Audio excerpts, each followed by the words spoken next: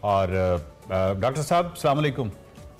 وعلیکم السلام جی، کیسے مزاج ہیں؟ ڈاکٹر صاحب بالکل ٹھیک ٹھاک ہے۔ یہ جو موجودہ صورتحال ہے اس پہ بتائیے گا کہ ایک طرف تو سیاسی لڑائی ہے اور انتشار جو ہے وہ اپنے عروج پر ہے، اور دوسری طرف معیشت کی بحالی کے لیے وزیراعظم اور ان کی معاشی ٹیم جو ہے ان کی کوششیں بھی نظر آ رہی ہیں، اور تو اب آپ بتائیے کہ سیاسی استحکام اگر حاصل نہیں ہوتا اور یہ انتشار اسی طرح رہتا ہے تو معیشت کی بحالی کیسے سنبھلے گی یا کیسے ممکن ہے؟ لیکن اس کو ایک تو بہتر طور پہ اس طرح سمجھے کہ یہ نہیں ہے کہ معیشت میں کوئی بہت گروتھ آ جائے گی یا کئی نئی جابز کریٹ ہو جائیں گی۔ جو اس وقت معیشت کی بحالی کا لفظ ہے اس کا معنی جو ہے وہ یوں ہے کہ ایک سٹیبلائزیشن آ جائے گی۔ اس سے کیا مطلب ہے؟ مطلب کہ اگر جیسے آپ نے بہت صحیح ذکر کیا کہ انفلیشن جو ہے وہ لوگوں پہ سب سے بڑا ٹیکس ہے، اور وہ ٹیکس جو ہے وہ عام آدمی پہ جو کہ جس کی کم آمدن ہے اس پہ زیادہ پڑتا ہے، اور جو امیر ہے اس پہ اس کا اثر کم ہوتا ہے۔ تو کیا ہم اس کو کنٹرول کر سکتے ہیں؟ اب اکتوبر کا جو مہینہ گزرا ہے پہلے تو ہم اس کا جائزہ لے لیں۔ 26.6% انفلیشن ہے، منتھ آن منتھ آپ ذکر کر رہے تھے صحیح، 4.7% بڑھی ہے۔ یہ بہت ہائٹنڈ ریٹ ہے اور اس کی بہت تکلیف ہو رہی ہے لوگوں کو۔ تو ہم چاہتے ہیں کہ ہم سب سے پہلے تو یہ چاہتے ہیں کہ کسی طرح اس مہنگائی کی شرح کو کم کیا جائے، یعنی کہ جس طرح قیمتیں بڑھ رہی ہیں at least month on month وہ ٹرینڈ ٹوٹ جائے۔ ایئر آن ایئر تو رہے گا کہ پچھلے سال سے قیمتیں بڑھی ہوئی نومبر میں بھی آئیں۔ سو سب سے پہلے یہ بات، اس کو فلڈز نے بھی ہمیں بہت ڈسٹرب کیا، اس میں کوئی دو آرا نہیں ہو سکتی۔ پھر جو انٹرنیشنل سسٹم ہے جس میں آپ نے دیکھا تیل کی قیمت $120 تک چلی گئی، نیچے آئی ہے بٹ اب بھی $95 پر ہے۔ گندم کی قیمت بھی مہنگی ہے، اچھا ہماری امپورٹ نیڈ بھی مہنگی ہے۔ اب ایک تو یہ صورتحال ہے تو اس کو ہمیں سنبھالنا ہے۔ دوسری صورتحال یہ ہے کہ پاکستان میں جو اس وقت ایک overall balance of payment, اس کا مطلب یہ ہے کہ ہم نے جو باہر پیمنٹس کرنی ہے اس کا ایک بہت بڑا ہم پہ بوجھ ہے۔ ہم نے $34 ارب اکٹھے کرنے ہیں اس مالیاتی سال میں۔ اب فرینڈز یہ بہت بڑی رقم ہے کسی بھی ملک کے لیے، پاکستان کے لیے اسپیشلی۔ سو اس تنازل میں چین کے دورے کو اہمیت بہت زیادہ ہے۔ چین کو ہم نے $6-7 ارب واپس کرنے ہیں، اور اگر اس میں ہمیں کچھ ایک تو صحیح بالکل درست ٹھیک ہے۔ اچھا ڈاکٹر صاحب، آپ نے چین کے دورے کی بات کی، لیکن اس سے پہلے وزیر اعظم جو ہیں وہ سعودیہ گئے تھے اور دعوے کیے گئے تھے کہ سعودی عرب نے تقریباً 12 سے 13 ارب ڈالر کی سرمایہ کاری پر آمدگی ظاہر کر دی ہے، لیکن سعودی عرب کی یہ جو سرمایہ کاری ہے یہ کب تک متوقع ہے؟ یہ آپ نے بہت اچھا ذکر کیا کہ یہ سعودی عرب پہ بھی بات کر لیں۔ دو ہمارے جو فرینڈلی کنٹریز ہیں نا جی، وہ سب سے زیادہ ضروری ہیں، ایک سعودی عربیہ اینڈ دوسری چائنا۔ یہ ان کا کلیدی رول ہے۔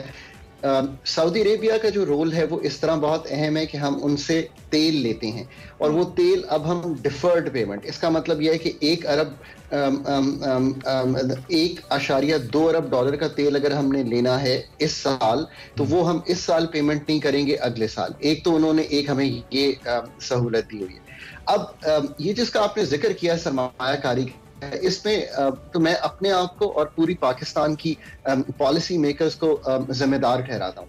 2019 فروری میں ہز رائل ہائنس پاکستان آئے تھے، اور ایک بات ہوئی تھی اور میں اس وقت بھی ٹیبل پر موجود تھا کہ گوادر میں ایک ریفائنری کریٹ کی جائے گی، آئل ریفائنری، اور اس کا تخمینہ 12 سے 20 ارب ڈالر کا تھا۔ آپ یوں سمجھیے کہ آج ہم 22 ختم کر رہے ہیں اور اس پہ پروگریس جو ہے وہ تقریباً نہ ہونے کے برابر ہے۔ اسی پروجیکٹ کو ریوائیو کیا جا رہا ہے۔ یہاں پہ میں یہ کہتا ہوں کہ ایک سطح پر گفت و شنید کرنا بہت اچھی بات ہے، پر اگر میں اور آپ یہ بات کر لیں کہ جی میں آپ کے پروگرام میں آؤں گا، پر کل آپ کے پروڈیوسر اس کو فالو اپ نہ کریں، آپ کے کیمرہ مین تیار نہ ہوں، آپ کے مائک والے میرے ساتھ مائک نہ چیک کریں، تو کیا ہم یہ پروگرام کر سکتے ہیں؟ اسی طرح سطحی طور پہ یہ گفتگو کرنا تو بہت اچھا ہے کہ ہم ریفائنری لگانا چاہتے ہیں، پر کیا اس کی فیزیبلٹی بنی ہے، اس کے ٹیکنیکل ایسپیکٹس دیکھیں ہیں، اس کی لوکیشن فائنل ہوئی ہے، اس کی فنڈنگ فائنل ہوئی ہے، اس کی فائنینسنگ۔ تو یہ ہیں وہ چیزیں جو ہمیں کرنی ہے۔ ڈاکٹر صاحب یہ بتائیے کہ یہ جو ہم یہ دیکھتے ہیں کہ جو معیشت ہے اس میں ڈر مچاہیے باہر سے، تو آف کورس ہمیں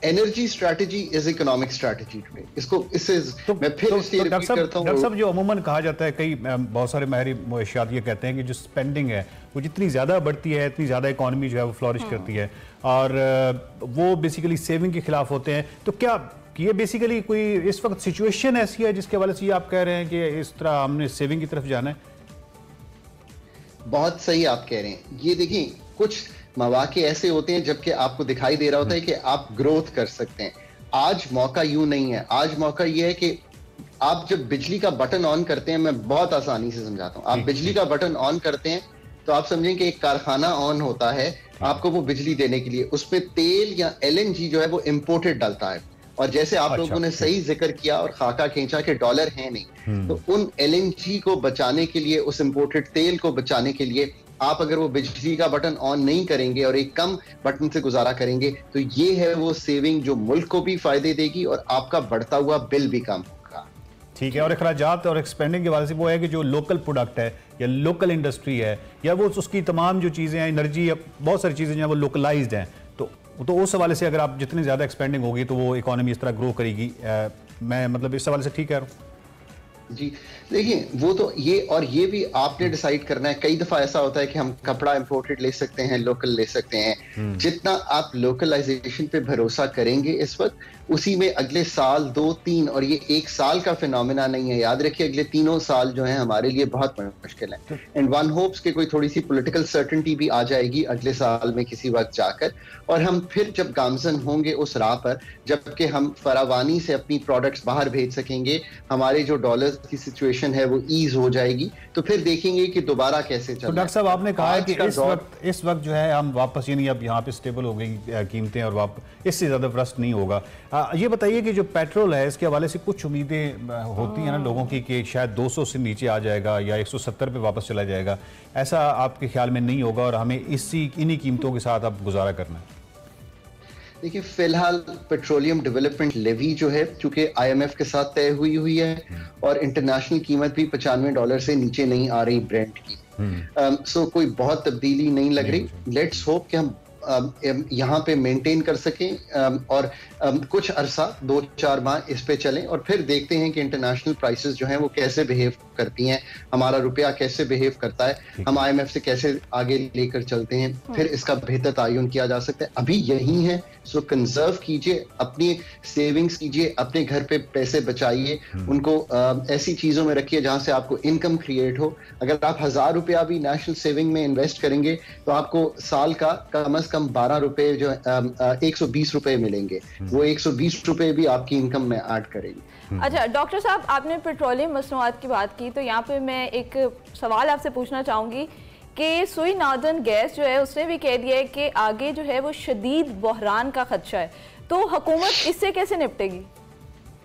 सो ये अगेन आपके सवाल माशाल्लाह सारे फंडामेंटल और कलीदी हैं. पाकिस्तान में आज से चंद साल पहले 4000 MMCFD छोड़ दें, आप समझेंगे 4000 गैस के मॉलिक्यूल बनते थे.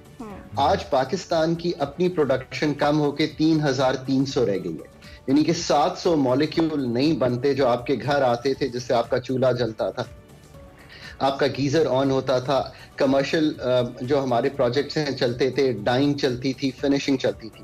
तो हमने LNG मंगवाना शुरू किया. LNG तकरीबन 800 से 900 MMCFD आती है. सो आप वापस कहीं 4100 4200 के करीब आ गए हैं.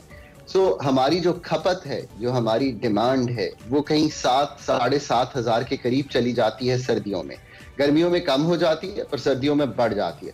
सो बिल्कुल ये बात है. इसका भी जो कलीदी हल है वो यूं है कि लाहौर में, इस्लामाबाद में जो मेरे दोस्त हैं जो कराची में, तो मैंने तो उनको यही कहा है कि आपको अपना सारा जो एनर्जी यूज है सर्दियों का वो गैस से शिफ्ट करना है बिजली पर. इससे क्या मतलब है कि इससे मतलब है कि बिजली के एफिशिएंट हीटर, बिजली की वार्मिंग ऑफ द गीजर, और आपको अब तो आपको पता है वो प्लेट्स आ गई हैं जिस पे आप इंडक्शन से खाना भी बना सकते हैं. तो आपको इस तरफ जाना है. इसी से आपको भी कंफर्ट मिलेगा और इसी से गैस जो कि मुल्क में नहीं है, और यकीन कीजिए कि अगले कई साल नहीं है, क्योंकि कोई नई गैस की ऐसी बड़ी डिस्कवरी इमीडिएट नहीं है. एग्जैक्टली. तो ये भी हमें मुल्क को शिफ्ट डॉक्टर साहब बहुत शुक्रिया। और ये जो उन्होंने कहा ना कि हमारे सवाल जो है वो बड़े कलीदी और वो हैं एक्चुअली आम आदमी के सवाल हैं, तो और बिल्कुल जायज़ और बिल्कुल दुरुस्त सवाल हैं, लेकिन डॉक्टर साहब जो हैं वो बड़े पॉजिटिव भी होते हैं और बहुत अच्छी उम्मीद के हवाले से और बहुत प्रैक्टिकल भी हैं कि जिस तरह हमने करना है आप करना है, और चीज़ों को हमने महंगाई या जो भी है इनके मुताबिक अपनी ज़िंदगियों को ढालना है और इस तरीके से हमने अपनी ज़िंदगी जो है वो आगे रवा रखनी है।